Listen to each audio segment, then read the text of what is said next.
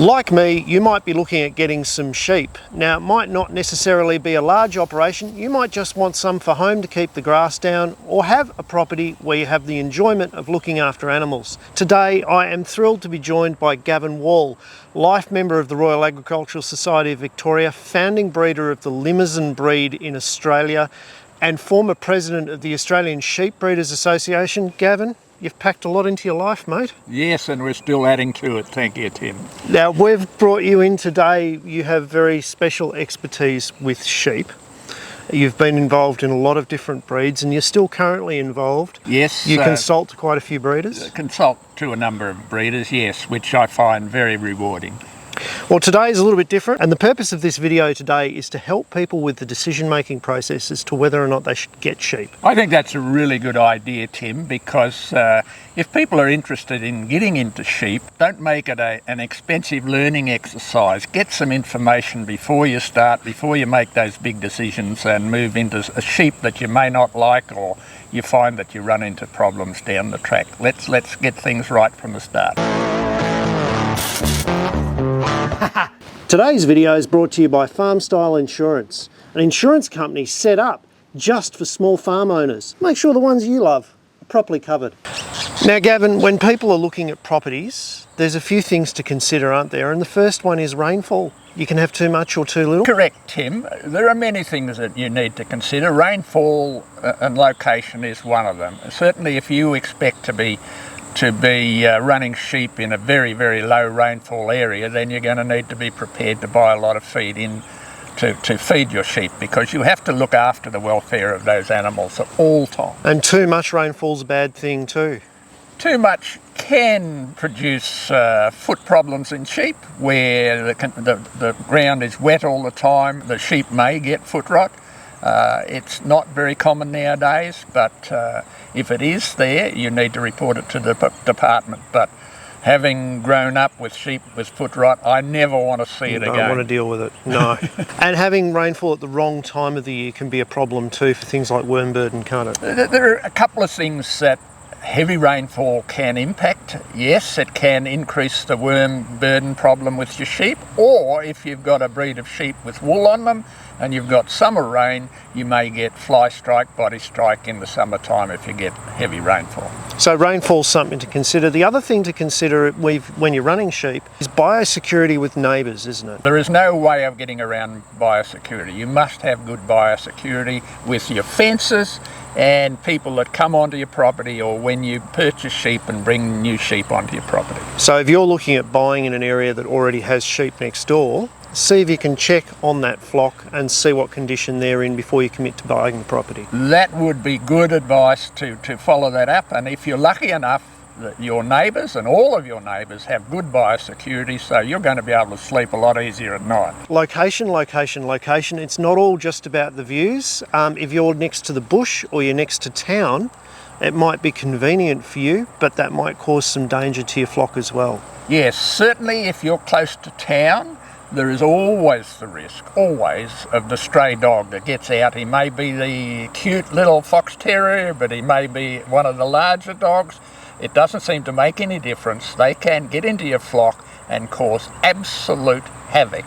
So no matter where you are, if you're town, stray dogs, if you're in the bush, wild dogs, but no matter where you are also, foxes will find you, and trust me, you may need to have a guardian dog or a guardian animal to protect your ewes and lambs from their predation.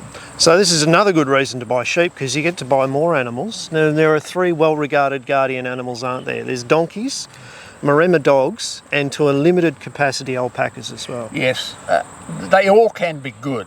I've used Maremma dogs for many years and been very, very happy with the results from them. However, some people buy a Maremma pup and put him out and expect them to know everything. A Maremma or any guardian dog, they need to be trained just like any other dog to do their work. The more effort you put into your guardian animal, the better the results and the more safe your animals will be. But it's like anything, if you're committing to get sheep, you're committing to look after that animal. If you're committing to get sheep and you need a guardian, you're also committing to looking after that animal. Yes, donkeys are amazing. I use donkeys training my cattle to lead, and they're a very long-lived animal. But again, if you train them, they will be very rewarding. What I found with the donkeys, because they were born in the wild in Western Australia, they actually saw lambs as something that they had to get rid of. So be very careful with donkeys. Again, if you train them, they'll understand that sheep and lambs are not there to harm anyone. But donkeys are an amazing animal, very, very intelligent. But with your Maremma, just brilliant. Buy them if you can from a reputable breeder. I did try some of the rescue dogs, but one of the problems there is that you've got to unprogram what their bad habits that they've learned and then retrain them the way that you want them. That's a lot of work. Now, we still can't get sheep because we need to make sure that we've got the infrastructure that's right to look after the sheep when we get them, because you never know, one of them might even get injured on the trailer on the way home. Yes, let's hope that doesn't happen. But yes, you have a responsibility to be able to put your animals into a yard that's suitable for your property. Now, some properties, big properties, they can have some amazing big facilities. But if you're a small hobby farmer, then you just need something basic that's going to be safe for you and safe for the sheep, so there are no hazards for them or for you.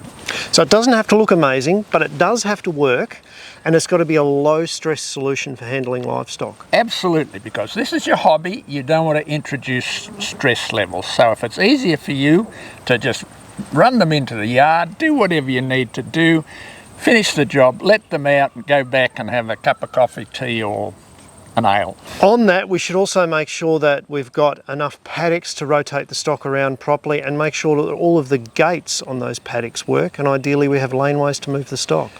Yes, it's a laneway system with smallish paddocks which all have water, clean water in there, is absolutely fantastic, because you can manage your pasture and rotate the animals around that, so you're going to minimise any of the worm burden build up in the pastures. Whereas if you set stocking, you're going to have them chewing off all of the sweet grasses and left with the weeds, whereas you rotate through a laneway system, if you can, then it's just really good management practice. Any rotation is better than no rotation. So good property setup is ideal. Now let's talk yards just for a moment. What are some features of a small set of yards, even a rudimentary set like we've got right behind us here, made out of scrap material, pallet wood and anything that we can scavenge off the side of the road?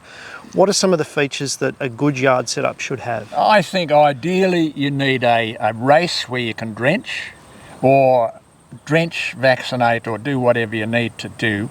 A race, a little loading ramp if possible, that when you take them to market or wherever you're going to take them, that you don't have to lift them into a trailer or,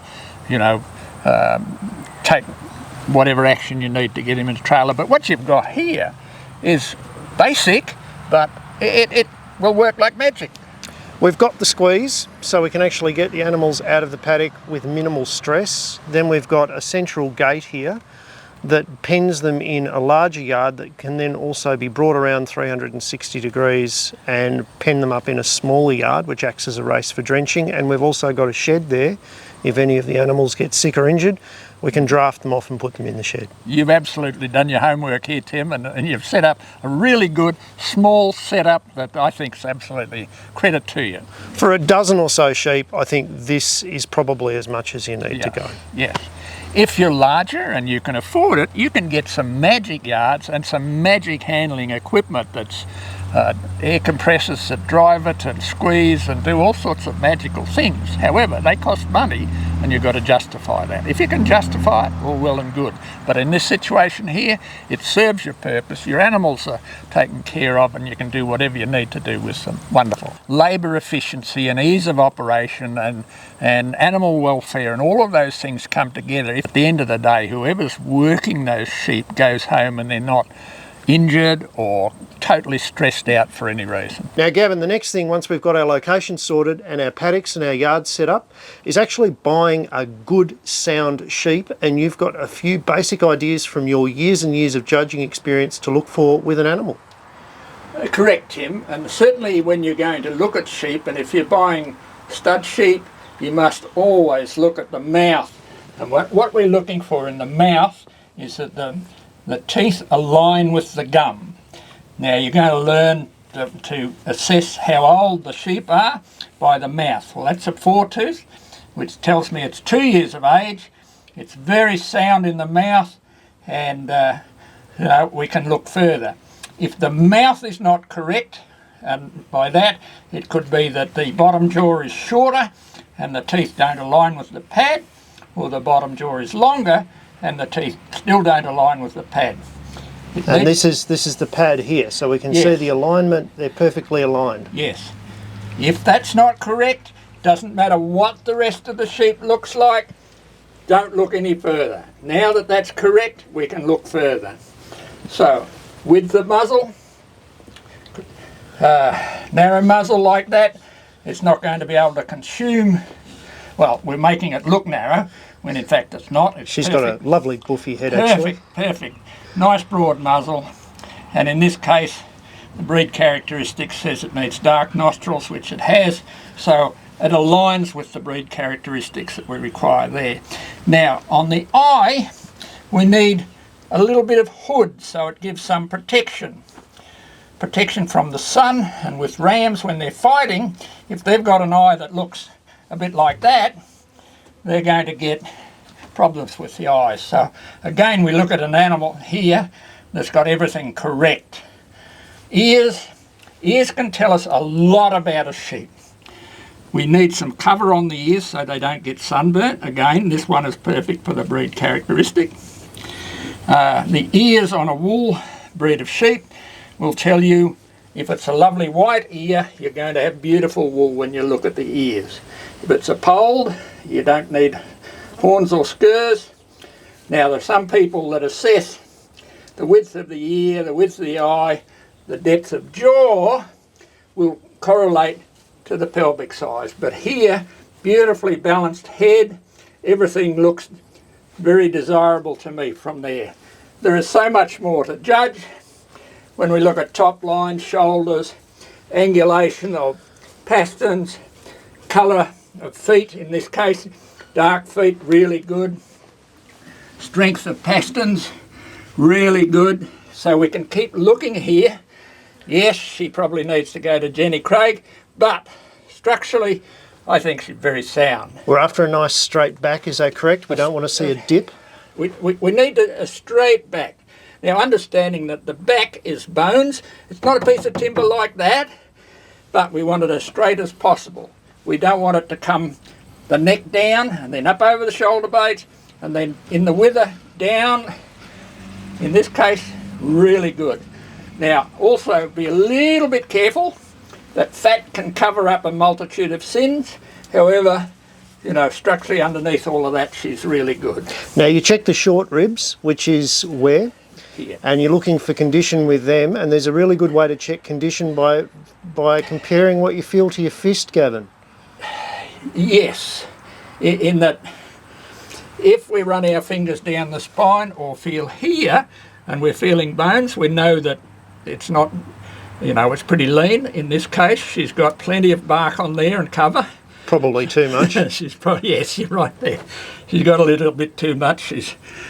She has joined up Jenny Craig, but she'll be right. But yes, certainly assess the condition of your animals so that you know that you're giving them the right amount of feed. Now, it's a pretty complex game, this judging business, and you're not going into the finer details of it, but for a hobby farmer or a small flock holder who just wants to buy a good sound sheep, that should just about cover it? Just about, yeah. Look at the basics. If the structure's right, then you're not going to inherit some problems. Right. Summing up the basics, mouth is really important. When we look at the mouth and we can see that the teeth align with the pad, really good. Head, eyes, ears, look at the strength of the pasterns, she's really good there. And certainly the hocks there, it's a bit like Goldilocks. We don't want too much angle, we don't want too little angle, we want it just right. And if you look at the feet, they will tell you if the structure is right, because if the structure is right, they'll put their feet on the ground at the right angle and wear their feet correctly, whereas if there's too much angle, they'll strike on the heel and they'll get long toes. If they're bow-legged, you're going to have one toe longer than the other and all sorts of problems. But yes, look at the animal, the basics, and if that's right, then you can go further and negotiate the price. There is a lot more to judging. It is such a subjective exercise, but if you're not sure, ask someone that can go with you to select the sheep, and then it won't be an expensive learning exercise. But if you can learn the basics, then you're on the right road to being successful. So Gavin, I'm pleased you like my sheep to start with, mate. But secondly, if you make the right decision and choices when you're setting up your property and then buying your flock, you're going to minimise the amount of disease problems and other issues that you get that cost you money later on. You're correct there, Tim. It doesn't matter what breed that you select, and selecting the breed, it's got to suit you, not what I might say or what someone else might say. If you like them, then you're going to get a lot more out of them, whereas if you don't like them, well, just don't have them. So look, yes, some people like dirty dorpers. I don't know why, but they seem to. We won't go there. At the end of the day, the basics for structure are the same regardless of breed. When you get into breed, you've got the breed specifics for that particular breed. And if you want to eventually go into the stud game, then have a look up what the breed description is. Let's say someone's not wanting to get into the stud game, they just want a few nice sheep to have at home. Maybe they're going to knock a few over each year for a bit of meat and just do a self-replacing flock. Something's come up on a local Facebook forum. We've seen some really cheap sheep. There's a few alarm bells going off already, aren't there? There are. If it's cheap for a reason. And a lot of people say cheap and nasty. You might pay less now, but a lot later, because you might get them home and find that they've got brucellosis, or they've got Johne's disease, or they've got any number of other diseases which is going to come back and bite you. If you're new to sheep, get someone that can help you, advise you, or just go along with you when you're going to buy those sheep. And that's the next thing too, is go to a reputable breeder that you can build a relationship with. Now, relationships are two-way. You don't want to pester them with silly questions every 5 minutes, but you also want to deal with someone who's prepared to have a relationship with you and look after you in an ongoing fashion while you get on your feet. Absolutely. Like any business, any hobby, relationships are... It's a two-way street, and if it gets out of balance, you're like sitting on the seesaw with someone that... When you're looking to source animals, what are some good indicators that would indicate to you it's worth going further? Okay, you mentioned you don't want to go into a stud, but I still believe that you need to go to a reputable breeder, because you don't want to be buying something that's unseen with those cheap animals that you might see online. You don't have to get worried about breed characteristics too much. If all you're looking for is something to eat your grass and maybe put on the barbecue at the end of the year, then again, if your animals are structurally correct, your management's going to be a lot easier, that you're not trimming feet and all sorts of things too often. Just make it a really pleasant experience for everyone. Now, Gavin, there are some regulations and paperwork for people buying livestock, and of all people in the world, I hate paperwork probably the most, but it is very necessary that we come to terms with and understand some of our obligations, isn't it? It is. Regulations are a necessary evil, and it's in the best interest of everyone that we abide by those regulations. Now, we don't need to go into anything really complicated in this video, but we can direct anyone who is interested to that really good document that's put together by Meat and Livestock Australia. Yeah, there's a link in the description, and there's a guide for small livestock holders, and it's really easy to read. It's only about 30 pages long, and it gives you total guide not only to going through all of the things we've already spoken about, but also how to comply with regulations in Australia. And viewers overseas in the US or UK should look to their own agricultural bodies for guidance as to what they need to do, because disease is a real problem, isn't it? It can wipe out people's income. Diseases can be a real problem. However, these regulations are put in place so that we minimise the complications from those. If people are going to be purchasing livestock, they are now a livestock owner, and they actually have to do some things before they go and pick up the animals and not wait to be caught. Yes, in Australia you have to get your PIC, PIC, Property Identification Code, and you need that in order to trade livestock, either purchase or sell livestock. Now Gavin, as a livestock producer, I've locked the gate, mate. Biosecurity is pretty important, isn't it? That's a really good start. That prevents people wandering onto your property of unknown status. And certainly it can be the people, could be animals, could be vehicles, all sorts of things which may bring onto your property some unwanted issues. Now there's some biosecurity essentials, obviously. All inputs onto the property have to come with compliance. All outputs should be made to be disease-free. People, vehicles and equipment visiting the property, I try and keep mine just to the main driveway and don't allow strangers to come into the gate wherever possible. You've got to record all of your medical interventions and all of your feeds and treatments for your animals right down to the batch number so that you can trace any problems back to the manufacturer. This is the ideal scenario. And then you've also got to control ferals and weeds on your property because they can be a source of illness to your livestock as well.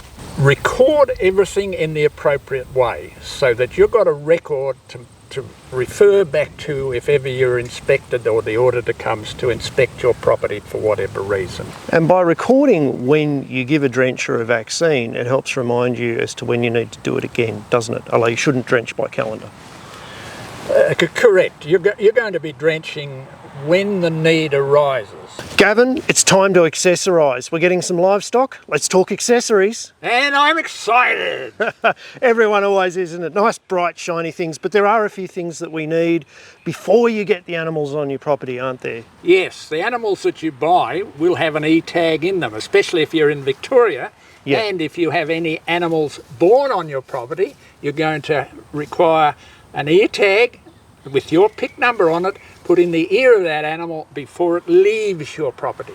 And it's ideal to get that tag in the animal within days of its birth, not months later, because that helps you with your record keeping and all sorts of things, doesn't it? Yes, if you're keeping records and you put this ear tag in that lamb's ear the day it's born or the hour it's born, you will find you've got less infections, but your records are more accurate because you might come back in 2 hours' time, and as sheep do sometimes, they pinch a lamb and away you go and you haven't got a true and accurate record. So if you're buying pregnant ewes, definitely get some ear tags and an applicator before they arrive. We've got a set of wool shears here, or hand shears here. That's another important item to have in your kit before you get sheep. Especially if you've got sheep that grow wool and may get a little bit dirty on the behind and you haven't got your fancy electric shears that you can trim that back end up.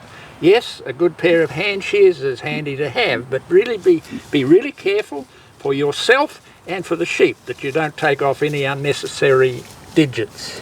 And we're going to go into safety for the sheep and you in an upcoming episode on using equipment. Fantastic. Some antibiotic spray or some anti-inflammatory spray, really important? Yes, if there's a cut or for any reason you may need to apply something like that, but again, the animal welfare is front and centre at all times. And this is also a fly repellent as well, so if they get an injury it keeps the flies away. Next up, we've got a set of foot shears. Now, keeping the feet of your animals healthy is important. Shouldn't have to do it too often if you get the nutrition right, but still trimming the feet every 6 months, 12 months, kind of important, isn't it?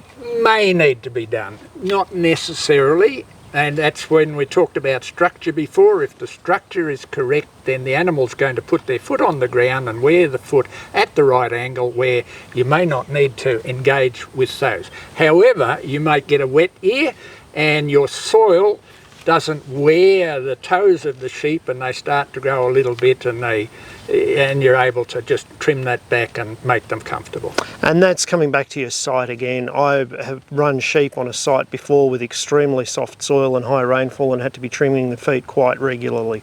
Yes. So it's something that needs to be kept an eye on. A halter makes it easier when you're handling sheep, particularly if they're halter trained. Yes, it's a really handy gadget to have, one of these, and you can make them very quickly and easy. There's a link in the description as to how to make one out of 3-ply rope. Yes, you know, I used to make these in about 30 seconds. Took longer to melt the end than it did to make the halter itself. But something like that may make your job. Let's say you've got a ewe that you're wanting to do the lambing, and she's not wanting to lie down, so you can tie her up and proceed to help her deliver the lamb. So yes, real handy gadget to have. And then we also need a drench gun. Yes, a drench gun, you're going to know exactly how much the dose is for the sheep. And the other thing that would be real handy with this is a set of scales, so that you don't have to estimate the weight of the sheep. However, we're going to, in some cases, you won't be able to afford to buy a fancy set of scales, but the drench gun, you can administer the desired dose for that particular, whatever you're treating for, worms or whatever it is. Rings, they're important for newborn lambs, particularly if you don't want rams on the property. Rams add a layer of complication and you don't want inbreeding too much. The elastrator is a bloodless procedure that we need to do so that we don't have a lot of rams running around, and young rams can be a nuisance. And we'll go over how to ensure that there are 2 potatoes in the bag when we get into using the equipment. Yes, we don't want to close the account until we got all the funds in there. Well, Gavin, the big day has come. You've had a look at the animals last week, you've negotiated a price, you've built a relationship with the breeder, you've bought good quality animals, and you've inspected to make sure that they were disease free and sound. You've got your paddocks ready. We're going to transport them home. Got some tips? Yes, I think one of the important things is safety. And this is a thing, a lot of people for their first animal might be borrowing their trailer from a mate, and that mate might not have done good inspections on their trailer. It might have faulty lights, things like that. You've got living things in the back of the trailer. It's your obligation to make sure it's functioning and roadworthy, isn't it? Yes, you've got 2 things here. You've got the animal welfare as well as the road regulations, that your trailer needs to be roadworthy, the lights are working, it's registered and everything is correct. But you can have all of that right, and if it's not connected up properly, then you can lose the whole load. Now let's say we've done everything right, we've turned up at the property, we inspected the livestock last week when we agreed to buy them. What should we be looking for today? Okay, we're going to have a quick look over those, because if you're moving livestock, putting them on a truck, a trailer, whatever, they all must be fit to travel. So we need to make sure that nothing has gone untoward with those animals and they're all fit to travel. Loading trailers, loading trucks and loading cages on the back of the ute, any tips for that?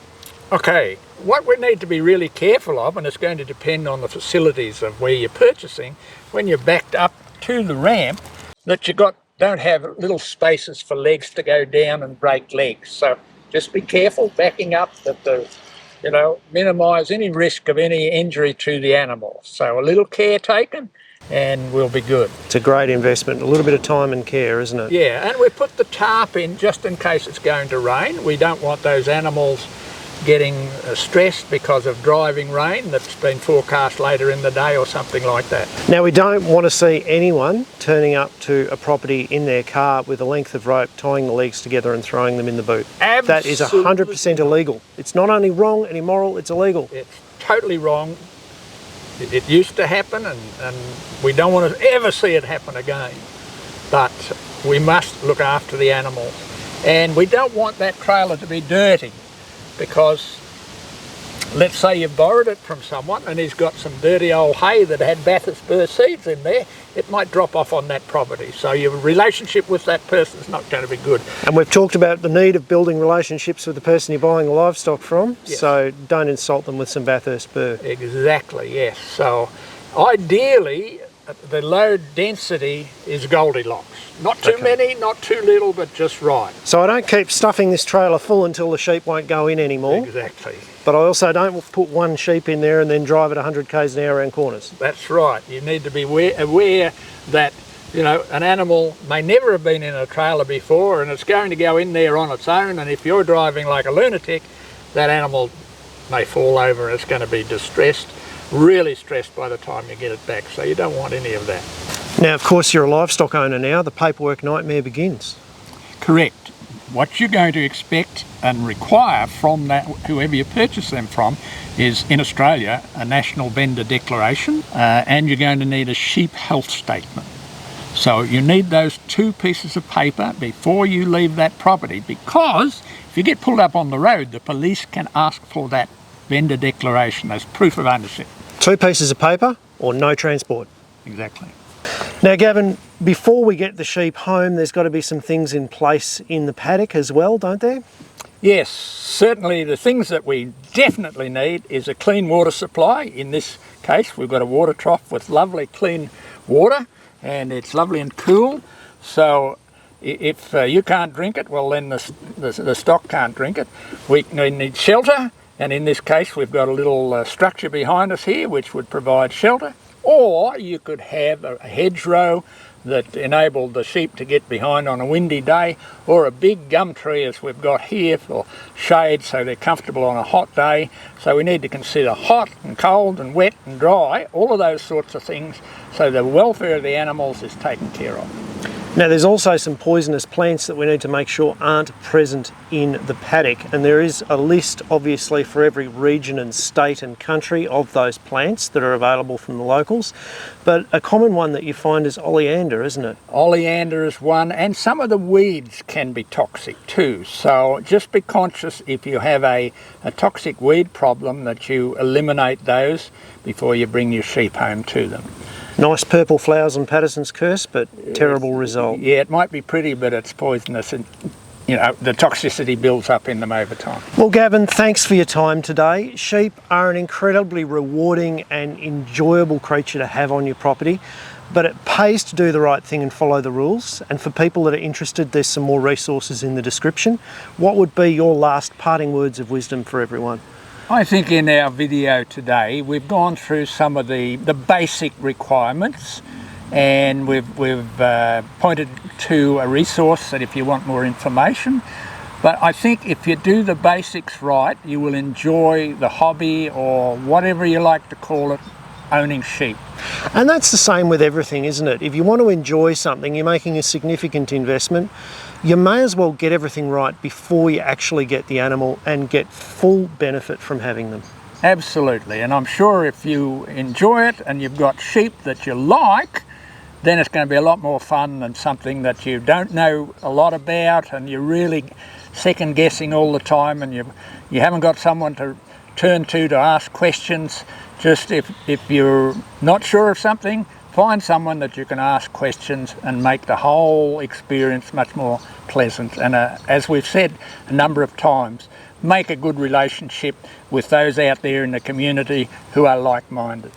Well Gavin, hopefully we haven't turned you off the idea of videos so far, and we'll have you back again to talk about some other aspects of owning sheep that can be really rewarding and really helpful. I look forward to that, Tim. I've enjoyed it all my life, and I'm at the age where I need to be able to pass on my knowledge and experience to others so they can benefit from my experience, and happy to do so at any time. You're an absolute gentleman, Gavin, and thank you very much. Guys, if you have any questions, feel free to ask them in the comments section.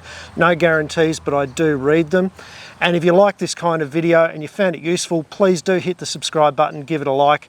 And there's plenty more on timthompson.ag. We'll see Gavin for some more topics on successfully owning a small flock of sheep in future weeks.